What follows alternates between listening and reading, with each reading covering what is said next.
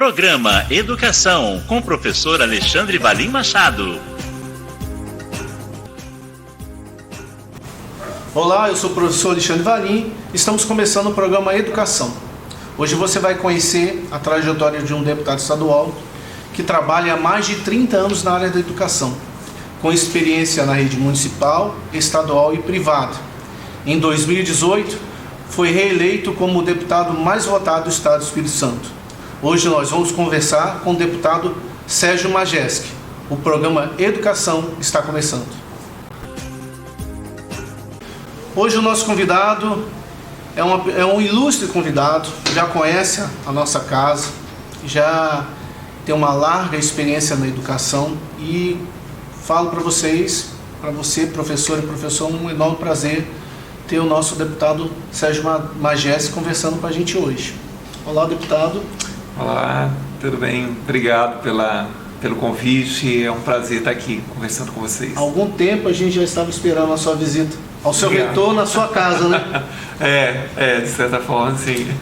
Mas antes de conversarmos sobre o deputado, quem é Sérgio Majeski? Então, eu sou natural de Santa Maria de Jetibá, aqui da região serrana, né, do estado. Nasci lá, cresci, estudei a educação básica lá, comecei a minha carreira como professor também lá em Santa Maria e eu sou um cidadão, eu uso muito a expressão do grande e saudoso Ariano Suassuna, que dizia que ele era um realista otimista. Porque ele dizia, né, que o otimista era um chato, a pessoa negativa era, né, muito puxava para baixo, então ele era um realista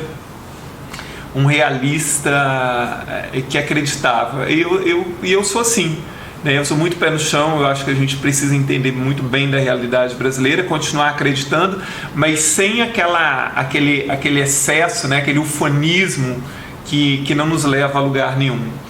E continuo acreditando na educação como um grande caminho para transformar a vida das pessoas, para transformar a vida de uma sociedade, enfim. Né, nós temos exemplos variados pelo mundo afora que esse é o grande caminho. Então, assim, continuo persistindo nessa luta, né, uma luta, né, uma vida inteira praticamente dedicada à educação, e continuo agora fora da sala de aula, mas, né, com uma dedicação quase que o tempo inteiro à causa da educação. Tem uma coisa que o senhor sempre tem falado e eu concordo plenamente: professor não é sacerdócio. Não. A gente tem que ganhar por isso. Exato. Me fala um pouquinho da sua trajetória na educação, deputado. Então, como eu disse, eu sou natural lá de Santa Maria de Jetibá, né?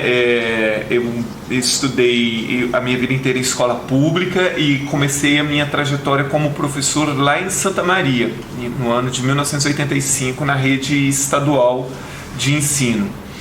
E fui aluno trabalhador a minha vida inteira, né? Assim, eu comecei a trabalhar aos 13 anos de idade, então passei a trabalhar o dia todo e estudar à noite, né? Fui frentista de posto de gasolina, trabalhei em serraria, trabalhei em oficina mecânica, enfim. E comecei a minha carreira como professor no ano de 1985, na rede estadual de ensino, ainda lá em Santa Maria de Jetibá, na mesma escola que eu havia estudado. Depois, no ano de 1990, eu vim morar em Vitória. Eu não era efetivo do Estado naquela época, eu era contratado, não havia essa coisa chamada de designação temporária, né, de DT, era contrato de trabalho, nós éramos seletistas. E aí eu vim com um contrato transferido para Vitória. E aqui, na primeira escola que eu trabalhei da rede estadual, eu conheci uma pessoa que era da rede particular, né, que era do Colégio Darwin e do Colégio Leonardo da Vinci, que eram escolas que estavam sendo fundadas naquele ano. E essa pessoa gostou muito do meu trabalho, era uma pessoa que além de professor era sócia também do Colégio Darwin e que trabalhava, né, muito tempo com o pessoal lá do Leonardo da Vinci. Aí surgiu uma oportunidade para eu ir para o Leonardo da Vinci, aí eu fui lá fazer uma entrevista e tal, fui contratado em 90 para trabalhar no Leonardo da Vinci, que era uma escola que estava começando. Aí trabalhei lá por um tempo, depois trabalhei no Colégio Nacional, aí eu passei num concurso da prefeitura no ano de 92, 91, na Prefeitura Municipal de Vitória. Então assumi uma cadeira na Prefeitura, depois assumi outra, passei em outro concurso, mas continuei trabalhando em escola particular. Aí trabalhei, depois saí do Leonardo da Vinci, trabalhei um tempo no Colégio Nacional e também no Colégio Renovação, em Jardim Camburi. E aí o Darwin me chamou para trabalhar com eles em 1995, 96, por aí. E aí eu fui trabalhar no Darwin e fiquei 20 anos no Darwin. Eu fiquei lá até no primeiro ano, porque eu fui eleito em 2014 como deputado, e em 2015 eu ainda trabalhei, né, foi no primeiro ano de mandato, eu trabalhei ainda no Darwin. Aí no começo de 2016 ficou meio complicado, eu estava começando, era muito complicado para mim, né, lidar com toda essa novidade, né, como parlamentar. Então eu preferi sair, mas sinto uma falta imensa da sala de aula, assim, sinto uma falta imensa. Eu às vezes acho que eu não deveria ter saído, assim, que eu deveria ter dado jeito de persistir, mas enfim. Ainda mais um deputado que conhece a realidade do público e do privado, que a gente observa, as políticas são todas públicas. Às vezes eu vou em algumas reuniões, eu sinto falta às vezes do debate sobre o professor da rede privada. Aí você vê agora na pandemia, quantos colegas nossos com doenças não falavam que tinham doenças porque seriam mandados embora. Isso é entristecer às vezes o nosso coração. É verdade. Essas questões têm que ser melhor debatidas, né? O professor não pode se melindrar de tirar uma licença por medo de punição, né? Quer dizer, a pessoa parece que perde o direito de adoecer, né? Isso é uma questão muito grave. Isso, de certa forma, aconteceu na rede pública também, assim, com os contratados, né, com os DTs também, mas em uma escala talvez menor, né? Mas é algo, né, lamentável que algo assim ainda exista, né? A gente vai conversar também mais um pouquinho, mas eu pensei que quanto eu ficasse um pouco mais experiente, vou falar mais velho, eu tinha aquele sonho de que o professor, quanto mais experiente, mais valorizado. Hoje a gente da rede privada está perdendo muito espaço, não pela experiência, mas pelo salário, né? Mas o programa Educação vai dar uma paradinha e volta rapidinho.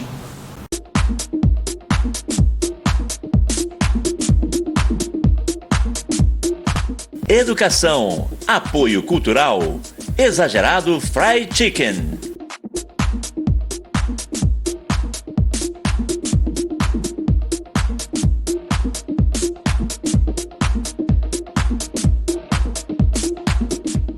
O programa Educação está de volta. Hoje nós estamos conversando com o deputado Sérgio Majerski. Deputado, me fala sobre essa frente parlamentar que o senhor é presidente. Como é a condução, o que ela trabalha? Então, a frente parlamentar, na verdade, eu sou presidente de outras frentes também, de política para a juventude, inclusão de pessoas com deficiência. Durante esse período de pandemia, acabou que o nosso trabalho ficou muito limitado, na verdade, né? Porque tinha, né, todas as atenções estavam voltadas para essa questão, né? O que fazer, o que resolver, como resolver. Houve um debate inicial muito forte em relação a essa questão da redução das mensalidades, por exemplo, das escolas particulares, enfim. Então, as escolas fechadas também, então dificultou também o acompanhamento, no caso do acompanhamento do plano, né, na frente parlamentar do acompanhamento do Plano Nacional e do Plano Estadual de Educação, com escolas fechadas, com todo esse transtorno, com tudo isso que todo mundo sabe que aconteceu. Então, nosso trabalho ficou muito parado, na verdade. Agora, né, que a gente pode retomar novamente, agora nós carecemos, na verdade, porque nós precisamos de institutos que acompanhem isso. Então, aqui o Instituto Jones, né, do Governo do Estado, fazia um acompanhamento, mas agora nesses últimos 2 anos não fez, não sei se só por causa da pandemia ou porque não vai fazer mais. E isso era um bom indicador, porque a gente tinha ali, né, um respaldo de um instituto que é muito bom, né, o Instituto Jones aqui do Estado. Mas o que a gente percebe assim, pelo acompanhamento que a gente consegue fazer, que são coisas que não carecem, né, de números e tal, é que o Plano Nacional e o Plano Estadual de Educação, mais uma vez, tendem a se transformarem em cartas de boa intenção. porque como não há uma punição, né, para o gestor que não cumpre, então, por exemplo, tinha, né, uma das metas para o cumprimento até 2022 da equiparação salarial dos professores, né, a média salarial de profissionais com a mesma formação. Isso nem está sendo debatido na maior parte dos municípios, do estado e muito menos da União.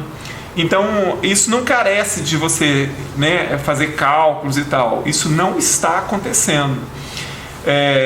Há um problema também da questão de que o Plano Nacional de Educação ele fala de aumentar substancialmente o número de professores, mestres e doutores até o fim da vigência do plano. Mas para isso você precisa incentivar esses profissionais a fazer. Então, assim, é claro que grande parte dos professores gostariam muito de fazer mestrado e doutorado. Nós não temos tantos mestrados e doutorados oferecendo, então isso já é um problema. Mas o problema maior é que esses profissionais, a maior parte deles não consegue licença remunerada e nem não remunerada para fazer o mestrado e doutorado. Então, o Estado tem um negócio chamado Prodocência, que tem um número X de vaga para esse licenciamento. Mas, salvo engano, são 30. Quer dizer, o Estado do Espírito Santo tem mais de 20 mil profissionais de educação. Então, assim, nesse universo, o que significa 30 vagas para pleitear essa licença, né? Então, uma grande parte dos professores que conseguem entrar no mestrado e doutorado acabam tendo que plantar bananeira para fazer. E muitos acabam não conseguindo e aí acabam desistindo do curso. Ou nós temos casos de pessoas que acabaram pedindo a exoneração do Estado porque viram mais possibilidade, tendo um outro ganho, ou outra empresa, ou outra forma de ter renda, de pedir exoneração do cargo para continuar. E isso sem falar dos municípios, que muitos não têm, uns têm os apadrinhamentos, que aqueles é que vão, e na rede privada, então, que a gente estava conversando, então é mais grave ainda. Mais grave ainda, porque na rede privada é que não tem mesmo, né? E os municípios também, a maior parte dos municípios a situação é muito pior do que a do Estado. Porque os municípios, parte dos municípios tendem a copiar o que o Estado faz. E uma parte nem aquilo que o Estado faz, né?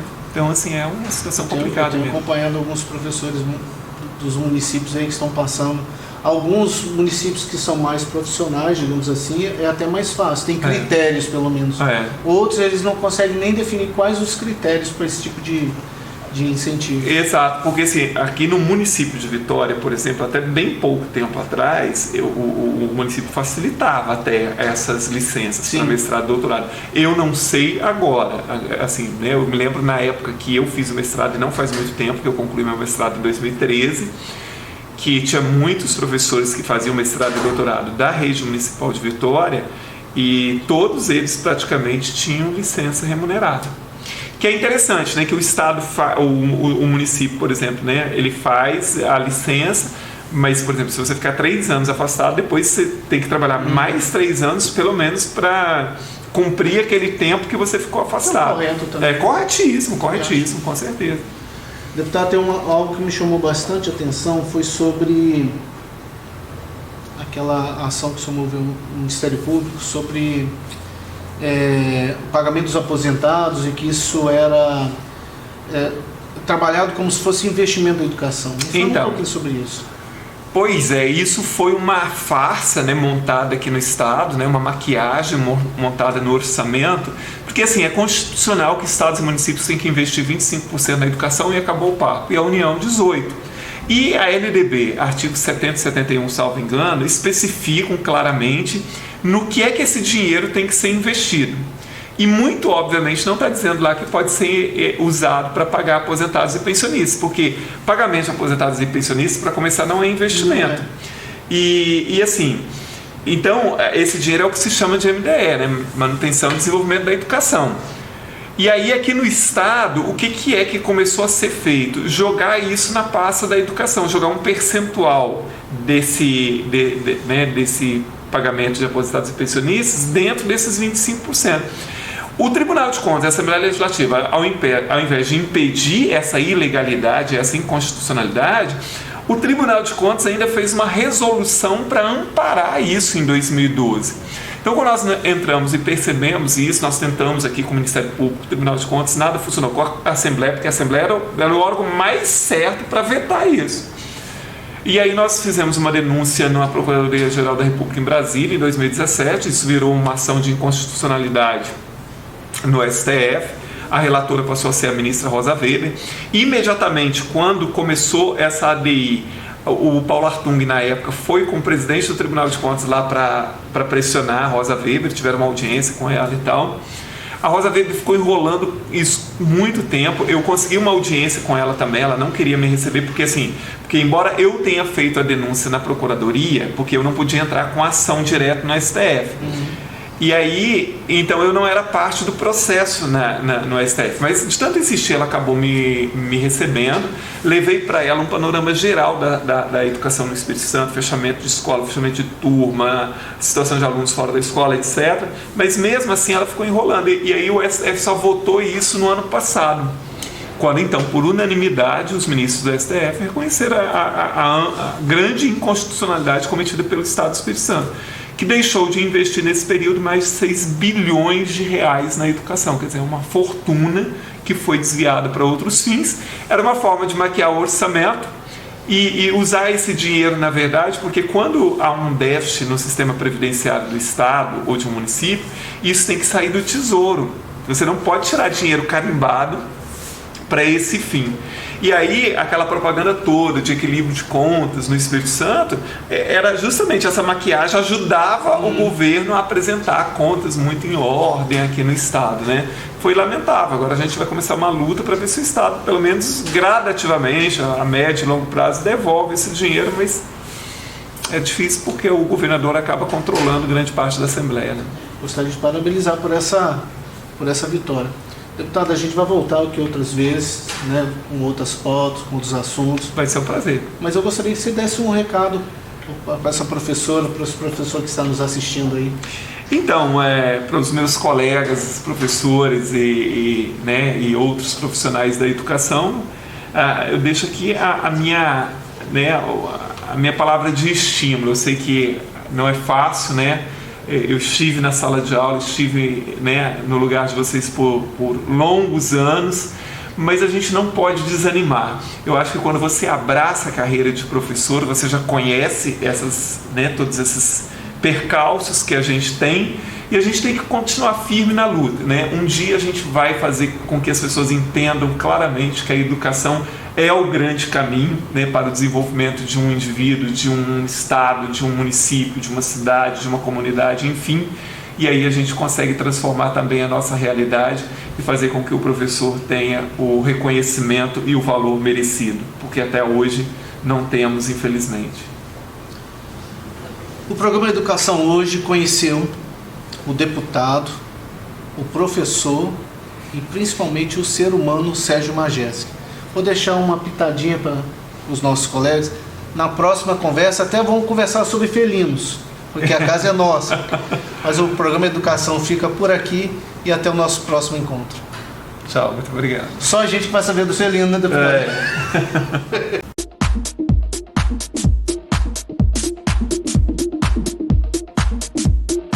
Educação, apoio cultural, Exagerado Fried Chicken.